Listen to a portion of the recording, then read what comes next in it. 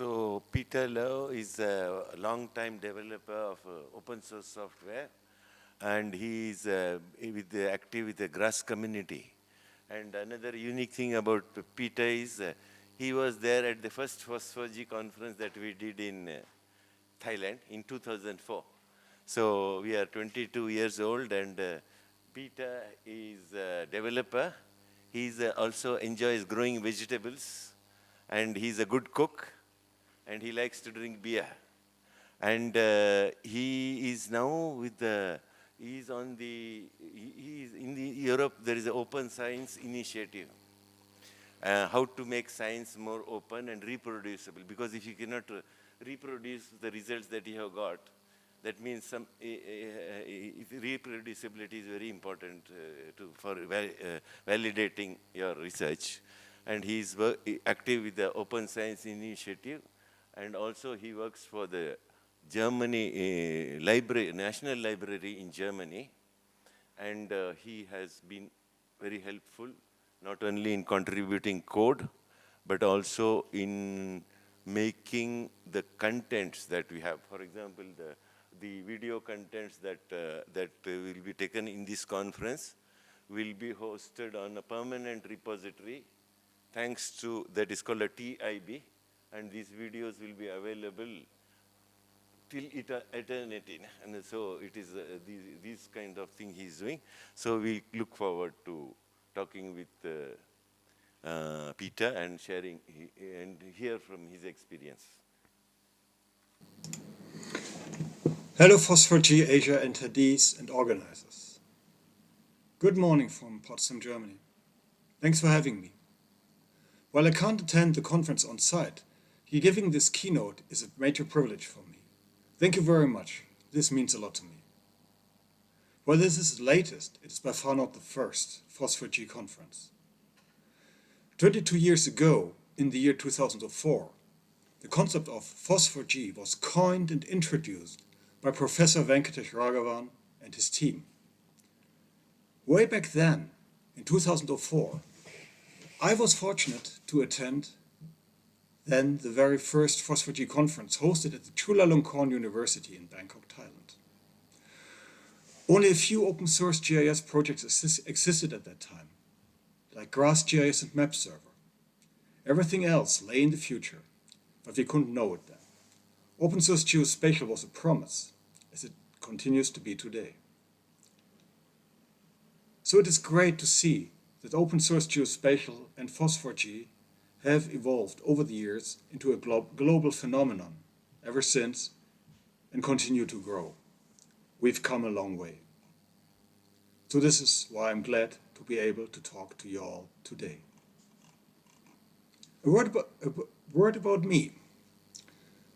I'm a professional geographer, but on the side, I'm also an avid hobby gardener, growing vegetables for my family, and I do like to cook. Since FOSS4G 2004 in Bangkok, I held various professional positions in different fields, including geospatial data wrangling for tsunami early warning systems, the remote sensing industry, maintaining scientific digital infrastructures and at research institutes, and, of all places, in the realm of libraries. The latter caused some confusion in the beginning. When I attended the FOSS4G conferences for the next time after being employed by a national library, I told my friends and colleagues which were engaged in open source projects, hey, I do now work for a library. And they immediately asked me, nice, so do you work for GDAL or for Proj?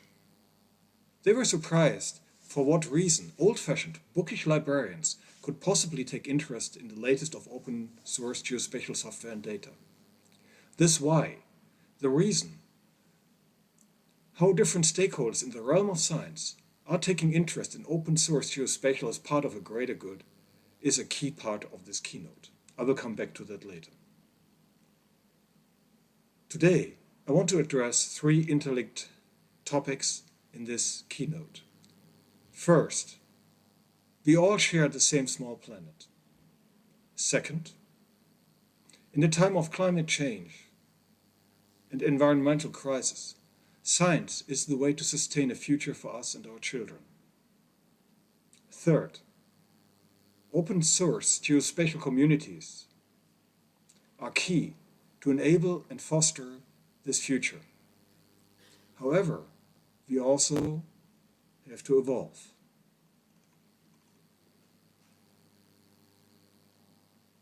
Let's get started. As I said, we share a small planet called Earth. We are living in an era defined by interconnected crises and challenges. Among them are climate change, with extreme weather events becoming more frequent and severe, biodiversity loss, threatening ecosystems that sustain human life, resource depletion, from freshwater to arable land, pushing the global Earth Overshoot Day earlier each year. By 2026, it is anticipated that the available annual global resources will be depleted by mankind in late July. We are facing global inequalities, meaning that communities most affected by these crises often have the least access to the tools needed to address them. And finally, we have a reproducibility crisis in science and growing skepticism in scientific results, both undermining trust in evidence-based decision-making based on science. These problems are not new. Let me take you back in time to the year 1972. In that year, the expert group called the Club of Rome published a report called The Limits of Growth. In a nutshell, the report states that sustainability for the planet and society is based on three pillars. These pillars are economy, society, and the environment. Long-term sustainability can only be achieved if these three factors are balanced out and the natural limits for growth are not exceeded. In this vein, I would like to suggest that today's pillars to achieve this kind of sustainability for the planet would actually require a fourth pillar, being sustainable digital infrastructures and resources. At this point, I would like to introduce you to one of my favorite cookbooks. It's quite dated. It was published 1 year after the Limits of Growth report came out in 1973. It's called Recipes for a Small Planet. And I guess this is actually the informal title for my keynote. Recipes for a Small Planet. Now let's fast forward to the year 2015. In this year, the United Nations adopted the Sustainable Development Goals, a universal call of action to end poverty, protect the planet, and ensure prosperity for all by 2030. The 17 Sustainable Development Goals are interconnected, addressing economic, social, and environmental challenges. As I just said, these are actually the original three pillars established by the Club of Rome report 43 years earlier. So let me briefly read these topics for the Sustainable Development Goals for you. No poverty, zero hunger, good health and well-being, clean water and sanitation, affordable and clean energy, sustainable cities and communities, climate action, life on land, partnerships for these goals. I'm certain that many of these goals and the related burning issues have been addressed during the conference. Yet, despite their importance, still geospatial data and software often continues to be siloed, being proprietary, or generally inaccessible to those who need them most in the communities which are affected. We can mitigate and overcome these challenges by open source geospatial.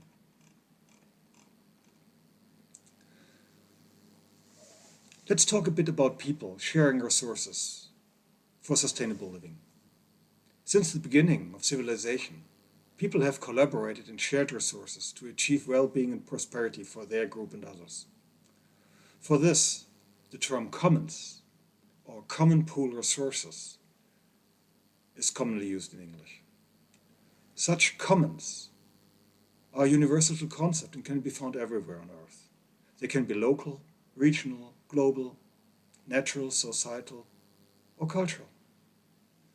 And they can include the common usage and sharing of resources like natural resources as meadows, pastures, reefs, irrigation, livestock, or cultural resources. Commons work well when everything is balanced out. Today's internet-based community projects have become digital resources like Wikipedia or OpenStreetMap. Over here in Europe, a very traditional image which comes to mind when talking about commons are sheep. Sheep were an important resource for villagers in the past centuries. Community-owned pastures were used to graze the animals, to protect them so everybody could prosper. So these were commons for sheep and sheep herding. However, the successful maintenance of commons faces challenges. In 1968, Mr. Garrett Hardin described an anti-pattern to such prosperity, which he referred to as the tragedy of the commons. This tragedy describes that the stakeholders participating in a commons are compelled to maximize their individual profit without considering the prospering of all stakeholders by increasing their herd of sheep or whatever type of resource at hand they have without limit.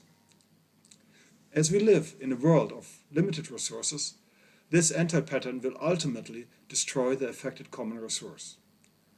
Once one's own sheep have consumed all the grass, there's nothing left for everybody else. Oceans can be overfished until nothing is left for the group of stakeholders to benefit.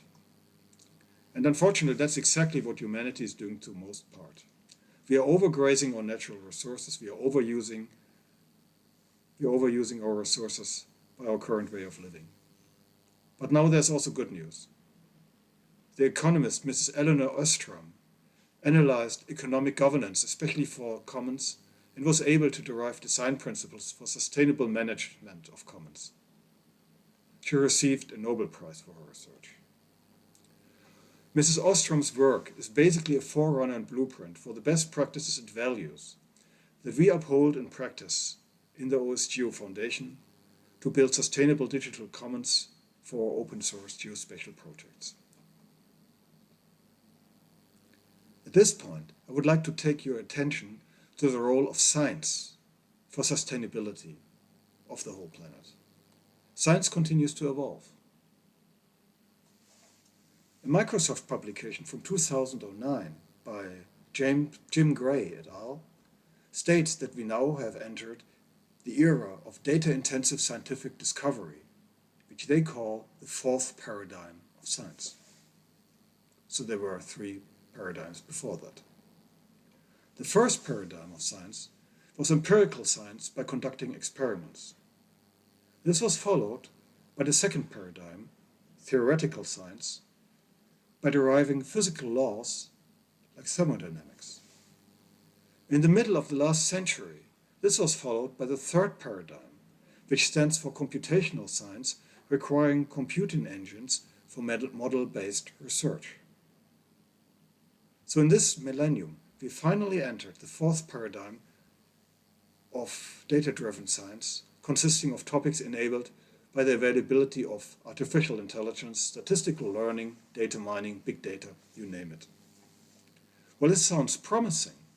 Science is also facing a serious and growing problem, and this is called the replication crisis.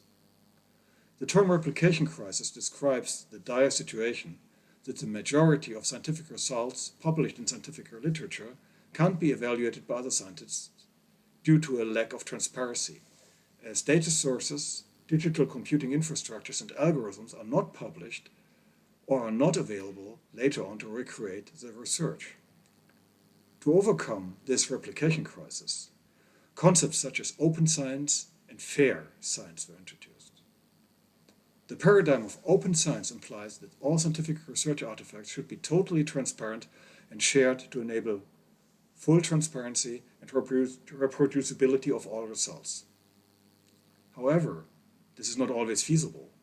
For example, when highly personal information like medical records or bank records are used as data sources for research. So to complement this, the concept of fair science was introduced. The acronym FAIR stands for findable, accessible, interoperable, and reusable. So while not all science can be completely transparent and open, scientific results should be at least as fair as possible to enable sustainable reuse wherever possible. Our open source geospatial projects are trustworthy and sustainable digital commons, so they can serve as building blocks for both open and fair science needed to replicate scientific work. Proprietary software and closed data does not work for open science.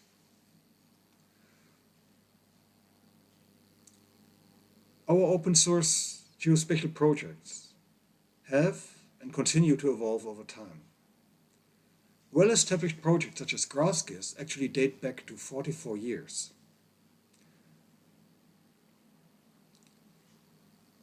And over the time these projects exist, we have made use of new emerging technologies which help us in our tasks to develop and maintain the code bases. One example for this is the use of code repositories. Currently, GitHub is used by the majority of project communities, but this was not always the case. Earlier standards like SVN and CVS were relied on until they became obsolete and were replaced. This will continue in the future as part of the technological evolution. We need to take further steps to make our projects fit for purpose for open science, now and in the future. This is where the bookish librarians and library-related digital infrastructures come in. Librarians pride themselves as safekeepers of information for very, very long periods of time.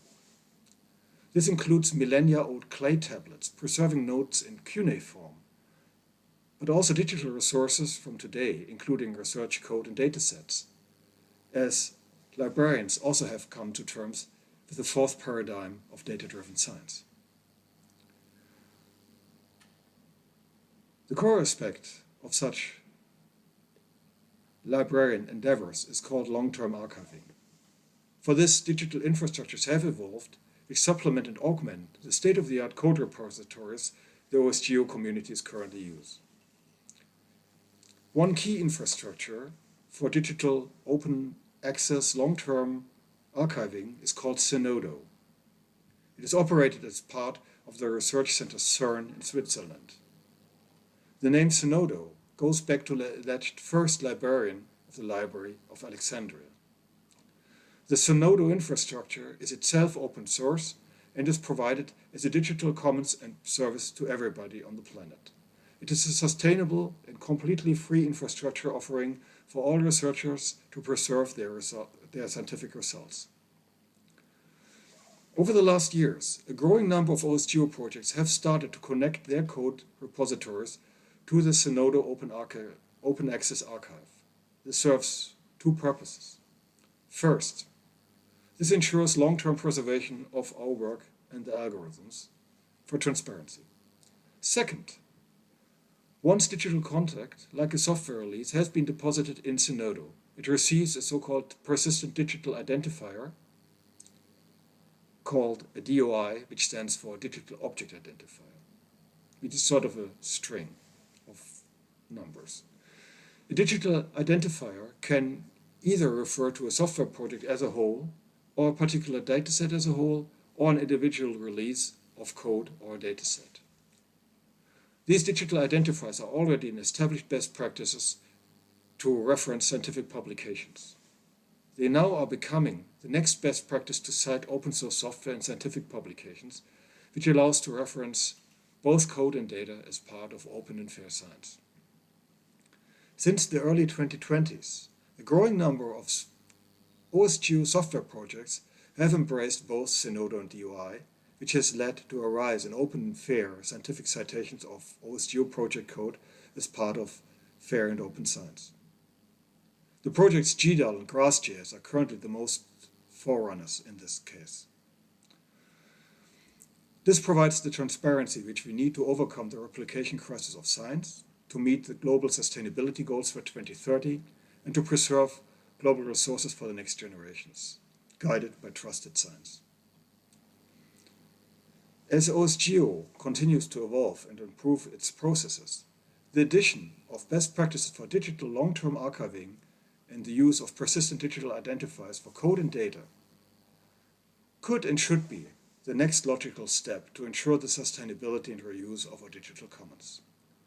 So these emerging practices could become part of the new recipes to safekeep our small planet and to increase the impact of open source geospatial projects to science, and in return to ensure that this impact is acknowledged by scientific citation.